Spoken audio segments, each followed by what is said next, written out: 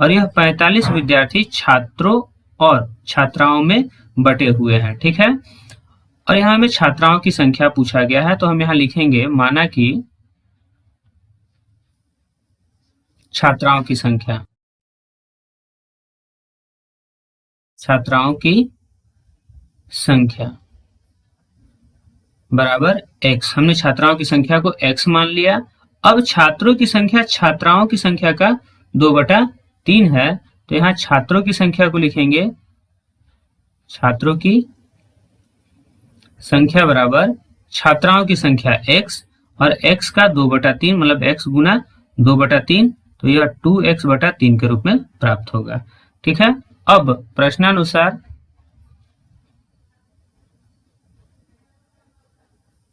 यदि हम छात्राओं की संख्या और छात्रों की संख्या को जोड़ दें तो हमें कुल विद्यार्थी प्राप्त हो जाएंगे, और जो कि 45 है, तो x + 2x/3 बराबर 45 हो जाएगा।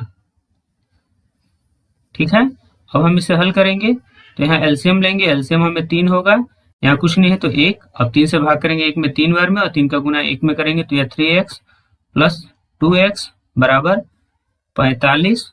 अब इसे जोड़ेंगे तो यह 5x/3 बराबर 45 के रूप में प्राप्त होगा। ठीक है, अब हम यहाँ x को रहने देंगे और 5/3 का पक्षांतर एक साथ कर लेंगे, तो यह अंश का हर और हर का अंश हो जाएगा, मतलब इसका व्युत्क्रम हो जाएगा, उल्टा हो जाएगा, तो हम इसे गुना के रूप में 3/5 के रूप में लिख लेंगे। अब 5 से 45 में भाग करेंगे 9 बार में, तो x की वैल्यू हमें 9×3 27 के रूप में प्राप्त होगा। तो हम लिखेंगे अतः छात्राओं की संख्या बराबर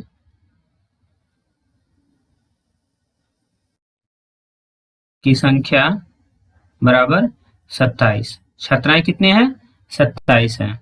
अब अगर हमें छात्रों की संख्या ज्ञात करनी हो तो 27 का 2/3। ठीक है, तो देखिए 27 का 2/3, 3 से भाग करेंगे 9 बार में, 9 का गुना 2 में करेंगे तो 18 छात्र हो गए और 27 छात्राएं हैं, दोनों को जोड़ने पर 45 प्राप्त हो रहा है। इसका मतलब हमारा आंसर सही है। ठीक है, अब हम क्वेश्चन नंबर 5 को देखेंगे।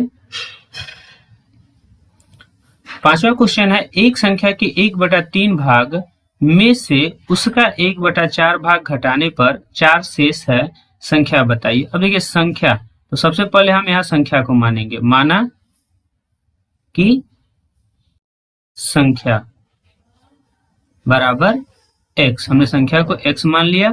अब संख्या के 1/3 भाग, तो संख्या का 1/3 भाग क्या होगा? संख्या का 1/3 भाग, तो इसके लिए हम लिखेंगे x गुना 1/3 बराबर x/3। ठीक है, और उसके 1/4 भाग, तो संख्या का 1/4 भाग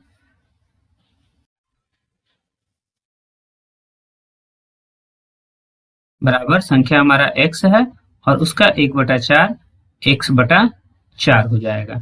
ठीक है, अब 1/3 भाग में से मतलब प्रश्नानुसार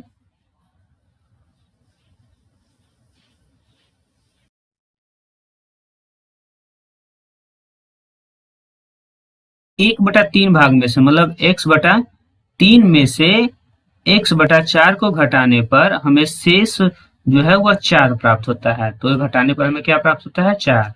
अब हम इसका एलसीएम लेंगे तो यह हो जाएगा 12, 3 से 12 में भाग करेंगे 4 बार और 4 का गुना x में करेंगे तो 4x, 4 से भाग करेंगे 12 में तो 3 बार में भाग लगेगा और 3 का गुना x में करेंगे तो 3x बराबर 4। अब 4x में से 3x को घटाएंगे तो यह x/12 के रूप में प्राप्त होगा बराबर 4। अब हम यहाँ x को रहने देंगे और 12 भाग में है तो यहाँ जाकर यह गुना के रूप में हो जाएगा, तो 4 का गुना 12 में होगा और x का मान हमें 12×4 = 48 के रूप में प्राप्त होगा। ठीक है, तो x हमने संख्या माना था, तो हम लिखेंगे अतः संख्या बराबर 48। ठीक है, यही हमारा आंसर है। अब अगर हमें आंसर को जांचना हो तो हम x का तीसरा भाग मतलब 1/3 भाग मतलब x 48 को हम 3 से भाग करेंगे तो 16 बार में 16 दूनी 32, 16 तिया 48 प्राप्त होगा। ठीक है, और x का 1/4 भाग निकालने के लिए हम 48 को 4 से भाग करेंगे। तो 4 से भाग करेंगे तो 12 बार में 12 चौके 48। अब दोनों को घटाने पर 16 में से 12 घटाएंगे तो 4 प्राप्त हो रहा है। तो देखिए हमें अंतर 4 भी प्राप्त हो रहा है, तो ये हमारा आंसर सही है। ठीक है, अब हम क्वेश्चन नंबर 6 को देखेंगे। प्रश्न है, आदर्श, डेविड और हमीद का कुल भार 44 किलोग्राम है। यदि डेविड का भार आदर्श के भार से 1.3 किलोग्राम अधिक एवं हमीद के भार से 2.1 किलोग्राम अधिक हो तो तीनों का अलग अलग भार ज्ञात कीजिए। ठीक है, अब हमें यहाँ डेविड, आदर्श और हमीद इन तीनों में से किसी के भार को x मानना होगा। ठीक है, तो देखिए अगर हम डेविड के भार को x मानते हैं तो डेविड का भार आदर्श और हमीद दोनों के भार से अनुपातिक रूप में जुड़ा हुआ है। ठीक है, तो हम यहाँ डेविड के भार को मानेंगे। माना कि डेविड का भार बराबर x किलोग्राम। ठीक है, x kg। ठीक, अब देखिए डेविड से हम आदर्श के भार को भी ज्ञात कर सकते हैं और डेविड से हमीद के भी भार को ज्ञात कर सकते हैं, इसलिए हमने डेविड का भार x माना है। ठीक है, अब हम यहाँ आदर्श का भार निकालेंगे। आदर्श का भार डेविड का भार आदर्श के भार से 1.3 किलोग्राम अधिक है, मतलब आदर्श का भार कम है और डेविड का भार अधिक है। ठीक है, तो अगर डेविड के भार में से हम 1.3 किलोग्राम कम कर दें तो हमें आदर्श का भार ज्ञात हो जाएगा। ठीक है, अब इसी तरह हमीद का भार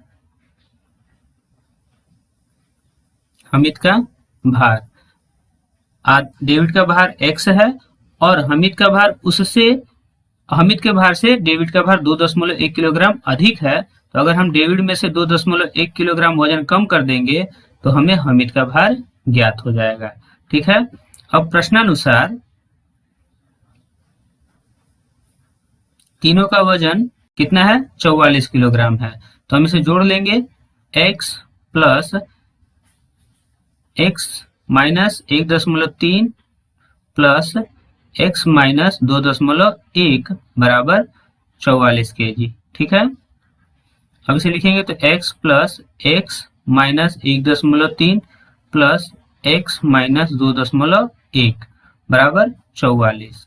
अब हम x को जोड़ेंगे तो x 3 बार आया है तो यह 3x हो जाएगा, माइनस 1.3 माइनस 2.1, तो माइनस माइनस है, जुटेंगे, चिन्ह माइनस का होगा। अब इसे जोड़ेंगे तो यह हमें 3.4 के रूप में प्राप्त होगा बराबर 44। ठीक है, 3x बराबर, अब यह माइनस है, बराबर के उस तरफ जाएगा तो प्लस हो जाएगा, 44 प्लस 3.4। ठीक है, या 3x बराबर, अब इसे जोड़ेंगे तो यह 47.4 के रूप में प्राप्त होगा।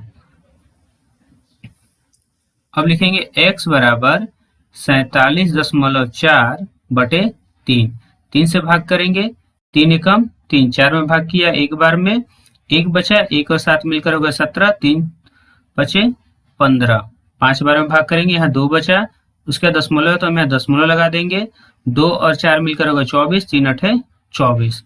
तो x का मान हमें 15.8 kg प्राप्त हुआ। अब x डेविड का भार था तो डेविड का भार बराबर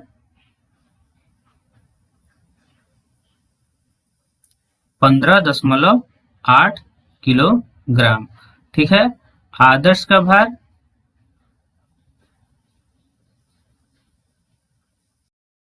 डेविड के भार 15.8 में से हम 1.3 कम कर देंगे, 1.3 kg कम कर देंगे। ठीक है, तो यह हमें 14.5 kg के रूप में प्राप्त होगा। तो आदर्श का भार 14.5 किलोग्राम हो जाएगा और हमीद का भार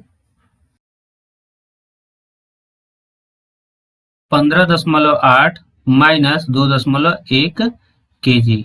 ठीक है, अब इसे जब घटाएंगे तो 8 में से 1 गया 7, 5 में से 2 गया 3, 13.7 kg। ठीक, तो इस प्रकार तीनों का अलग अलग भार ज्ञात हो गया।